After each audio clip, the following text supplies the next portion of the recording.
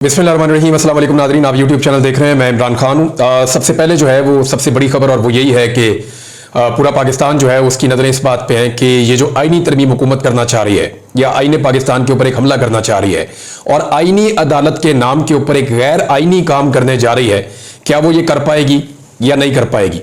बड़ी तसल्ली से मैंने तमाम रिकॉर्ड अभी इकट्ठा किया है और उसकी रोशनी में कुछ चीज़ें मैं आपके सामने रख देता हूँ। हुकूमत इस वक्त दो ऑप्शन पे काम कर रही है, यानी मैं वो सारी चीजें आपके सामने रख देता हूं क्योंकि बिल्कुल इस वक्त आमने सामने आ गए।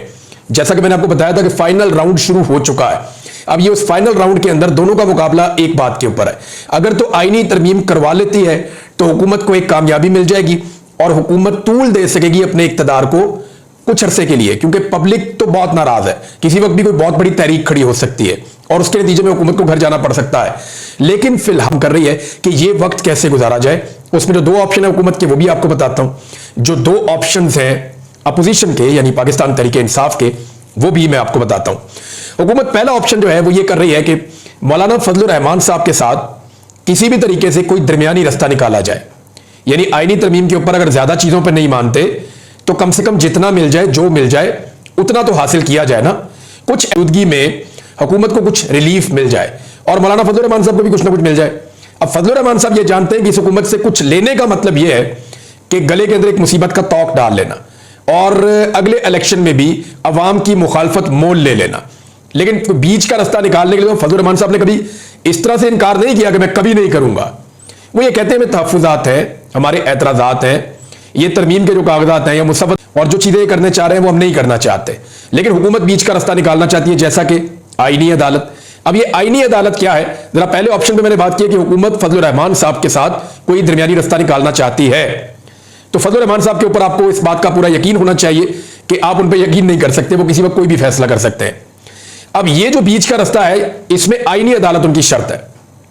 आईनी अदालत क्या है, जरा बाकी चीजें समझने में आपके लिए आसानी हो जाएगी। आईनी अदालत ऐसे है कि एक ऐसी अदालत बनाई जाए जिसका एक नया चीफ जस्टिस ऑफ पाकिस्तान बने उस अदालत का, और वो जो चीफ जस्टिस होगा वो सुप्रीम कोर्ट ऑफ पाकिस्तान के चीफ जस्टिस के भी ऊपर चला जाएगा और उसके चीफ जस्टिस की मुद्दत मुलाजमत 68 साल की उम्र तक होगी, यानी कादी फायद ईसा साहब को भी दोबारा उस सीट पे बिठाया जा सकता है। और हो सकता है अगर सब ये कहें कि रिटायर जज नहीं लगेगा, लेकिन उम्र की हद हम 68 साल करने जा रहे हैं इस मखसूस अदालत के लिए, आईनी अदालत के लिए, क्योंकि आईनी केसेस हैं, बड़े तजर्बे चाहिए ये वो, तो ऐसे कहकर ये कह देंगे कि 68 साल की उम्र की हद कर दें। अब ये करेंगे क्या कि ये कादी फायद ईसा साहब को 1 या 2 दिन पहले वहां से जो है वो ट्रांसफर कर सकते हैं उनकी रिटायरमेंट से पहले, क्योंकि जैसे ही वो रिटायर हो जाएंगे तो उनकी फिर वो रिटायर हो जाएंगे ना। लेकिन अगर वो रिटायर नहीं होते, उनकी रिटायरमेंट से 2 दिन पहले दिया जाता है जिसमें उम्र की हद बढ़ के 68 साल हो जाती है, तो फिर तो वो वहीं पे रहेंगे 3 साल के लिए। तो ये भी एक चीज है जिसके ऊपर वो गौर कर रहे हैं। देखिए हुकूमत ने ऐसे ही किया था जब इनकी 2023 में हुकूमत खत्म हो गई थी अगस्त में, तो इन्होंने हुकूमत खत्म होने से 2 दिन पहले असेंबलियां तोड़ दी थी। और वो इसलिए तोड़ी थी क्योंकि अगर असेंबलियां तोड़ दें तो फिर 90 दिन में इलेक्शन होते हैं, और अगर असेंबलियां अपनी मुद्दत पूरी करें तो 60 दिन में इलेक्शन होते हैं। तो ये इलेक्शन से भाग रहे थे, तो इन्होंने 1-2 दिन पहले असेंबलियां तोड़ दी। तो जो है वो उनको चुनकर, क्योंकि 3 जजों में से चुनना है, टॉप 3 जजेस में से वो कहते हैं जी हम चुनेंगे, तो 3 में से जो एक चुना जाएगा, जस्टिस मुनीब अख्तर को तो वहां ले जाने वाले नहीं है वो, ना वो जस्टिस मंसूर दी शाह साहब को वहां ले जाने वाले हैं, तो कादी फायद ईसा साहब भी चुने जाएंगे। तो कादी फायद ईसा साहब को वो वहां अगर ले जाते हैं तो फिर वो 3 साल तक वहां पे कंटिन्यू कर सकते हैं। अच्छा, बाकी जो जजेस होंगे ना वो चारों हाई कोर्ट से आएंगे, यानी पेशावर से, कराची से, कोयटा से, ये 4 हाई कोर्ट से 4 जजेस आएंगे और ये एक आईनी अदालत बन जाएगी। ओवरऑल अगर आप ये देखें तो इसके अंदर चारों जजेस की काबिलियत, 5 में से 4 जजेस जो है वो बड़े लो कैटेगरी के होंगे as compare to Supreme Court के जजेस, और सुप्रीम कोर्ट ऑफ पाकिस्तान जो है वो नीचे चली जाएगी आईनी अदालत से। सारे इख्तियारात तो उसके पास चले जाएंगे, सारी ताकत तो उसके पास चली जाएगी, तो सुप्रीम कोर्ट तो बराए नाम ही रह जाएगी। तो ऐसी सूरत हाल में एक बात याद रखिएगा कि सुप्रीम कोर्ट ऑफ पाकिस्तान जिनके लिए काम करना मुमकिन नहीं रहेगा और फिर वो शायद काम नहीं करेंगे।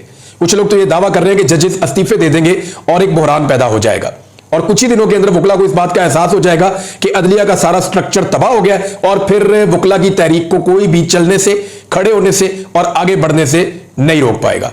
तो जनाब ये बहरान है जिसकी तरफ ये जा सकते हैं। ये एक्चुअली आईनी अदालत ये है, इसको गैर आईनी अदालत कहें तो फिर आप ठीक ही है। ऐसा काम करने जा रहे हैं जिसकी कोई प्रेसिडेंट ही नहीं है पाकिस्तान में, और जवाब क्या दे रहे हैं बिलावल भुट्टो जरदारी साहब का अगर आप स्टेटमेंट देखें, वो ये कहते हैं कि सुप्रीम कोर्ट का टाइम बहुत जाया होता है, 90% जो टाइम है ना सुप्रीम कोर्ट का वो आईनी केसों में लग जाता है। अगर आप परसेंटेज उठाकर देखें ना, जो लोग सुप्रीम कोर्ट ऑफ पाकिस्तान में काम करते हैं, रिपोर्टर्स वहां जाते हैं, जो वहां का अमला है, जो लॉयर्स वहां जाते हैं, उन्हें कहेंगे जी डाटा निकालें, जब फीसद भी नहीं बनता। सुप्रीम कोर्ट ऑफ पाकिस्तान के जजेस का ज्यादातर टाइम आईनी केसेस में नहीं गुजरता। ये बिलावल ने पता नहीं कहां से डाटा ले लिया है, वो 90% कह रहे हैं। अब जैसे बिलावल मजबूर है, उनका डाटा भी लगता है मजबूर है, और वो मॉडिफाई हो गया बिलावल की तरह। तो 90% केसेस नहीं होते, बहुत थोड़े से केसेस होते हैं जो आईनी होते हैं। एक्चुअली आपको ज्यादा इसलिए लगते हैं कि वो ज्यादा रिपोर्ट होते हैं। जब आईनी मामला अदालत में जाते हैं तो वो रिपोर्ट होते हैं। यानी आप देखें हफ्ते के अंदर 3, 4, 5 घंटे ऐसे रिपोर्ट हो रहे होते हैं, लेकिन वो एक अदालत में। बाकी अदालतें रूटीन में अपना काम कर रही होती हैं, लेकिन उन्हें कोई रिपोर्ट नहीं करता। इसी तरह बाकी दिनों के अंदर अदालतें रूटीन में अपना काम कर रही होती हैं, लेकिन उन्हें कोई रिपोर्ट नहीं करता। यानी मैं अदालतों में जाता रहा हूं, वहां पे दर्जनों केसेस के बाद कोई एक आधा केस आता है जो सहाफियों की दिलचस्पी का होता है। यानी 2, 4, 5 दर्जन केसेस के बाद कोई 1-2 केसेस ऐसे आते हैं जिसकी खबरें आप बनाकर टीवी पे लगा सकते हैं। तो वो आईनी मामला तो बहुत थोड़े होते हैं। ये इन्होंने एक बिला वजह एक बिलावल भुट्टो जरदारी साहब ने गलत डाटा दिया है, इन्हें अपने डाटा की तस्हीह करनी चाहिए। एक ऑप्शन हुकूमत का जी मौलाना फजल रहमान साहब के साथ कोई दरमियानी रास्ता निकाला जाए, और दूसरा ऑप्शन जिसपे उनको हर हाल में काम करना है वो ऑप्शन है कि जो 63A है आइन का आर्टिकल, जिसके तहत कोई भी रुकन अपनी पार्टी की मर्जी के खिलाफ वोट डाल ही नहीं सकता। डालेगा तो काउंट नहीं होगा और उसकी सीट भी चली जाएगी।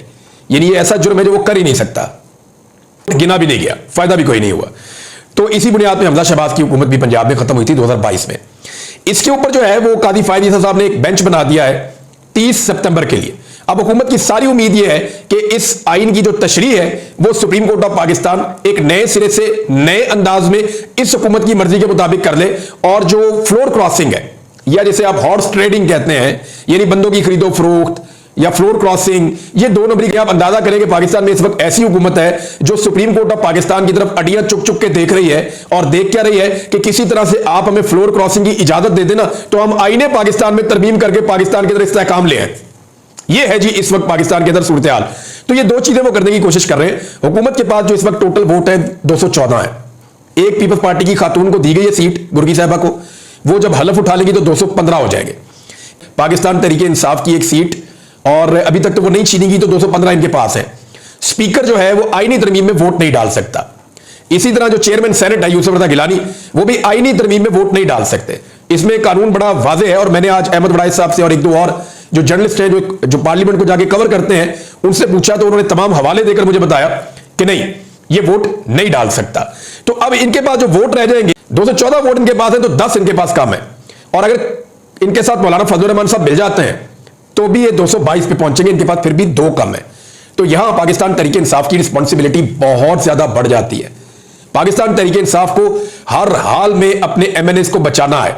तो तरीके इंसाफ 2 कौन से काम कर रही है? नंबर 1, वो अपने सारे एमएनएस को काबू करने के लिए एक स्ट्रेटजी बना रही है, पूरी कोशिश कर रही है दोनों केसेस में कि अगर फजल रहमान साहब जाके हुकूमत के साथ बैठ भी जाते हैं तो इस सूरत में उन्हें अपने एमएनएस को हर हाल में खींचकर कंट्रोल करके रखना होगा।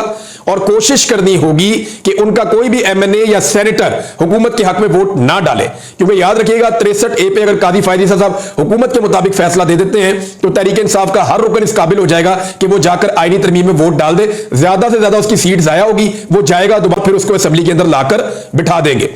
अब एक शख्सियत ऐसी है सेनेट के अंदर, यानी यहां कौमी असेंबली में वोट पूरे नहीं हो रहे, मौलाना साहब साथ भी मिल जाए फिर भी वोट पूरे नहीं हो रहे, वो पीटीआई के बंदे तोड़ने पड़ेंगे। अब पीटीआई के जो बंदे हैं उनको कंट्रोल करने के लिए पीटीआई ने स्ट्रेटजी बनाई है और बहुत कम वक्त बचा है पाकिस्तान तरीके इंसाफ के उन एमएनएस के पास जिनके ऊपर अवाम को भी शक है, मीडिया को भी शक है और तरीके इंसाफ की क़यादत को भी शक है। और उन्हें बहुत जल्दी यह फैसला लेना पड़ेगा। खानदान की सियासत हमेशा के लिए तबाह होने जा रही है।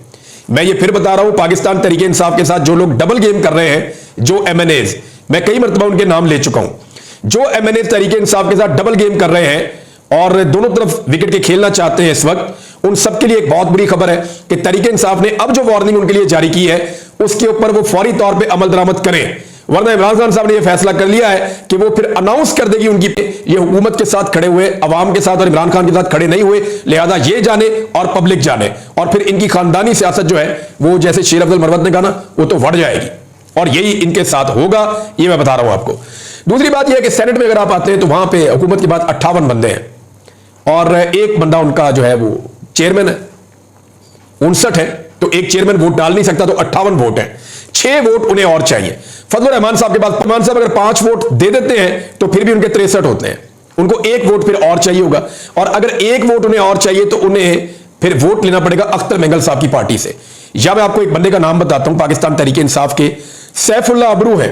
इनके बारे में बहुत सारे रिपोर्टर्स को इस बात का शक है कि ये एस्टेब्लिशमेंट के बहुत करीब है और ये कारोबारी टाइप की शख्सियत है, और पाकिस्तान तहरीक इंसाफ ने भी इन्हें किसी के कहने पे ऑब्लाइज किया हुआ था। लिहाजा सैफुल्लाह अबरू साहब के बारे में है कि ये की जानिब से आईनी तरमीम के हक में ये शुबा है, और कुछ लोग कह रहे हैं, मेरे पास कोई डायरेक्ट इंफॉर्मेशन नहीं है, लेकिन ये भी तभी डाल पाएंगे जब 63A के ऊपर काजी फायद ईसा साहब सुप्रीम कोर्ट ऑफ पाकिस्तान का पुराना फैसला बदल देंगे और आइन की एक नई तशरीह कर देंगे कि फ्लोर क्रॉसिंग आज के बाद जायज है। तो जनाब ये है वो सूरत हाल।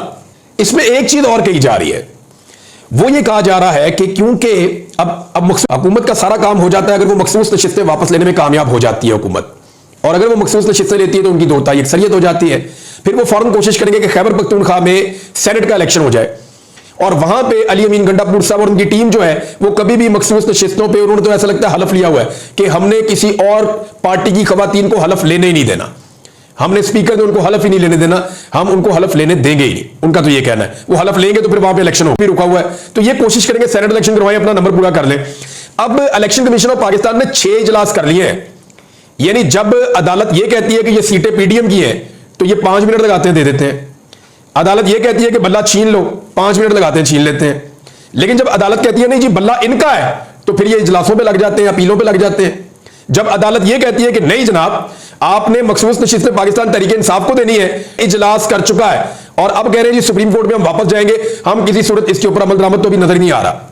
और सारे लोग जो बबांगे दो लोग कहते हैं, यानी जो लोग एस्टेब्लिशमेंट के यानी खुदकार किस्म के आप कह लें या खुद साख्ता किस्म के आप कह लें, जो तर्जुमान बने हुए हैं, वो अपने मुंह से आकर कहते हैं जी कोई फर्क नहीं पड़ता, आइन क्या चीज है, अदालती फैसला क्या चीज है, हमने अदालती फैसला देखना है या ये देखना है, बस उनको नहीं दिल कर रहा, वो नहीं मान रहे। यानी इस तरह आके डिटेल्स पे नेशनल टीवी पे बैठ के परवेज मुशर्रफ के दौर में कभी किसी ने इस डिटाई के साथ ऐसे काम नहीं किए थे जो अब किए जा रहे हैं, और साफ कहा जा रहा है कि अदालती फैसले पर अमल दरामद नहीं किया जाएगा। वैसे मैं आपको ये बताता हूं कि अदालती फैसले पर ना सिर्फ अमल दरामद करना पड़ेगा बल्कि वो करवा लिया जाएगा। एक और खबर है वो कनाडा से आई है। कनाडा की असेंबली में एक आवाज उठी है और एक पिटीशन पेश की गई है और हुकूमती रुकन की जानिब से पेश की गई है। खातून रुकन ने पाकिस्तानी जो कैनेडियन है उनकी जानिब से पढ़ के सुनाई और ये पिटीशन पेश की गई उनकी असेंबली में।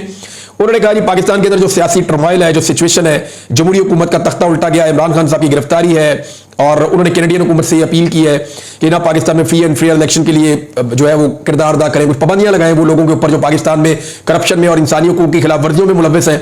तो ये एक डेवलपमेंट है, ये आप याद रखिएगा। कनाडा में अगर ये कोई करारदाद पास होती है तो फिर ये इससे जुड़े हुए कुछ और मुल्कों में भी होगी, यानी बरतानिया में भी हो जाएगी, ये मामला ऑस्ट्रेलिया में भी चला जाएगा, तो ये दुनिया में फिर ये फैलेगा मामला। और कनाडा से इसका आगाज होने जा रहा है कि जो लोग करप्शन का पैसा बाहर ले जाते हैं, या बल्कि उन्होंने नाम लिया, उन्होंने कहा इदारों में बैठे हुए लोगों का भी उन्होंने कहा, और उन्होंने कहा कि मिलिट्री डिक्टेटर्स का भी उन्होंने कहा कि अगर ये लोग इंसानी हकूक की खिलाफ वर्जियों में और करप्शन के अंदर मुलव्वस हैं तो फिर कनाडा में इनके रास्ते बंद किए जाएं। और जो आइंदा 5 जो अपोजिशन लेकर आ रही है, हुकूमत और अपोजिशन इस पे सेम पेज पे है, वो है जनाब इमरान खान की रिहाई की पिटीशन आ रही है, दूसरी जुडिशरी की आजादी की आ रही है पाकिस्तान में, तीसरी पाकिस्तान में मीडिया की आजादी के ऊपर आ रही है, चौथा कारकुनों की रिहाई के हवाले से आ रही है, पाकिस्तान तहरीक इंसाफ के कारकुनों की रिहाई, और पांचवा जो है वो पाकिस्तान में अवामी मैंडेट और फ्री एंड फेयर इलेक्शन के हवाले से भी एक पिटीशन आ रही है। अगर ये 5 पिटीशन आती है कनाडा में और उसके बाद वो एक कानून साजी करते हैं तो ये फ्यूचर के लिए अच्छा होगा, यानी इसमें टाइम लगेगा लेकिन फ्यूचर की जान से कमाते हैं, लूटमार करते हैं, या यहां पे इंसानी हकूक की खिलाफ वर्जियां करके जाके यूरोप में और कनाडा में अमेरिका में वहां छुप जाते हैं, तो उनके लिए जरा जमीन तंग हो जाएगी। एक चीज और होने वाली है और ये बहुत बड़ी डेवलपमेंट होने वाली है, और मेरी इंफॉर्मेशन के मुताबिक अगले 3 से 4 दिन के अंदर, मैं आपको फिर बता देता हूं कि मेरी इंफॉर्मेशन के मुताबिक अगले 3 से 4 दिन के अंदर, मे भी 5 दिन या 1 हफ्ता भी लग जाए, लेकिन आने वाले चंद दिनों के अंदर अमेरिकी कांग्रेस की जानिब से एक बड़ा स्ट्रॉन्ग लेटर पाकिस्तान को, पहले बता रहा हूं, और इसके पीछे जो है वो ओवरसीज पाकिस्तानी है, मैं उनके नाम भी ले सकता हूं। यहां जिन लोगों ने ज्यादा काम किया, अली डोगर साहब हैं, ताबिश तौफीक साहब हैं, दीगर कुछ और लोग हैं पाकिस्तानी जो काम कर रहे थे, और मेरी आतिफ खान साहब से बात हुई, कुछ और लोगों से बात हुई, तो मैंने सारा डाटा इकट्ठा किया है।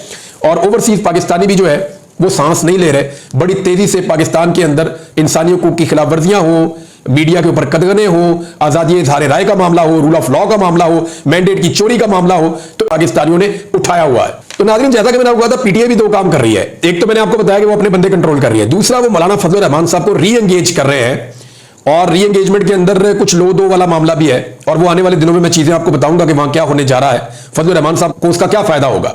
देखिए, सबसे बड़ा फायदा उनका यह है कि उनकी पार्टी जो अगला इलेक्शन है जो जल्दी आ जाएगा वो लड़ने के काबिल हो जाएगी। दूसरा, पाकिस्तान तहरीक इंसाफ ने लाहौर में दोबारा जलसा करने का फैसला 5 अक्टूबर को होगा, और 5 अक्टूबर को इसलिए होने जा रहा है कि इमरान खान साहब की सालगिरह भी है उस दिन, और पाकिस्तान तहरीक इंसाफ के जो वर्कर्स हैं वो बड़े जोशो खरोश के साथ इमरान खान साहब की सालगिरह मनाते हैं।